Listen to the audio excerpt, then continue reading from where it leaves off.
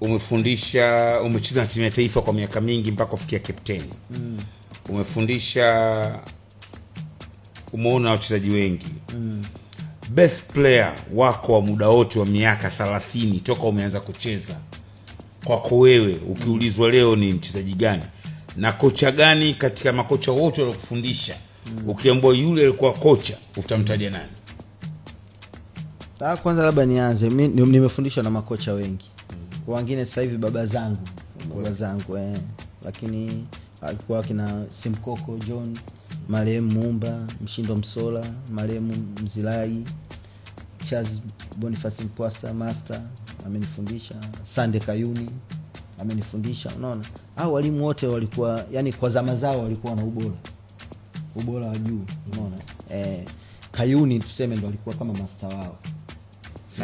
Sande Kayuni katufundisha na nani, lakini kwangu mimi nitasema Simkoko kwa sababu ndio leo niibua. Unaona, leo niibua. Kwa hiyo yani nisipomtaja yeye nitakuwa simtendei haki. Unaona, na yeye ndo aliyoipa Mtibwa ubingwa mara 2 mfululizo akiwa timu nje ya nini, Simba na Yanga. Na mimi namheshimu kwa sababu yeye ndo alionifanya mimi, nafikiri nitakuwa ni mchezaji wa kwanza nimekaa captain wa timu ya taifa miaka 10, yani nisipotoka Simba na Yanga. Kweli? Yani nje ya Simba na Yanga. Sidhani kama kuna mtu mwingine aliyewahi. Hapana, hayupo. Kila nikiangalia hiyo record ilikuwa sijawahi kuizingatia, lakini ni record.